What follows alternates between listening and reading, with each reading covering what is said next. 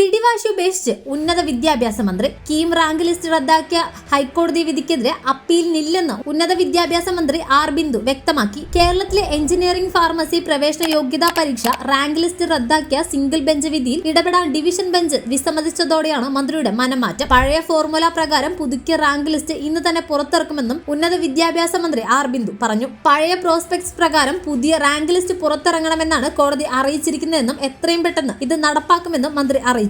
സാമൂഹ്യ നീതിയുടെ പേരിൽ കീം റാങ്ക് ലിസ്റ്റ് തയ്യാറാക്കുന്നതിൽ അനിശ്ചിതത്വം ഉണ്ടാക്കിയത് വകുപ്പിന്റെ വീഴ്ചയാണെന്ന് വ്യക്തമായി. എങ്കിലും അത് മന്ത്രി സമ്മതിക്കുന്നില്ല. സർക്കാരിന് വീഴ്ച പറ്റിയെന്നും പറയാൻ കഴിയില്ല. എല്ലാ കുട്ടികൾക്കും നീതി ലഭിക്കണമെന്നാണ് സർക്കാരിന്റെ നിലപാടെന്നാണ് മന്ത്രി പ്രതികരിച്ചത്. റാങ്ക് ലിസ്റ്റ് പ്രസിദ്ധീകരിക്കുന്നതിന് 1 മണിക്കൂർ മുൻപ് മാത്രമാണ് പ്രോസ്പെക്ട്സിലെ മാറ്റം വരുത്തിയത്. ഇത് നിയമവിരുദ്ധമാണെന്ന് കോടതി കണ്ടെത്തി. മേൽക്കോടതിയിൽ അപ്പീൽ നൽകിയാലും അത് നിലനിൽക്കില്ലെന്ന് ബോധ്യപ്പെട്ടതോടെയാണ് സർക്കാർ പഴയ ഫോർമുലയിലേക്ക് മടങ്ങുന്നത്. AICT പ്രവേശനത്തിന് അവസാന തീയതി പറഞ്ഞിരിക്കുന്നത് ഓഗസ്റ്റ് 14 അതിനു മുൻപ് നടപടിക്രമങ്ങൾ പൂർത്തിയാക്കണം. ആ സാഹചര്യത്തിൽ കഴിഞ്ഞ വർഷം വരെ തുടർന്ന പ്രക്രിയ തന്നെ തുടരും. ഇന്ന് തന്നെ റാങ്ക് ലിസ്റ്റ് പുറത്തിറക്കാനാണ് ശ്രമം.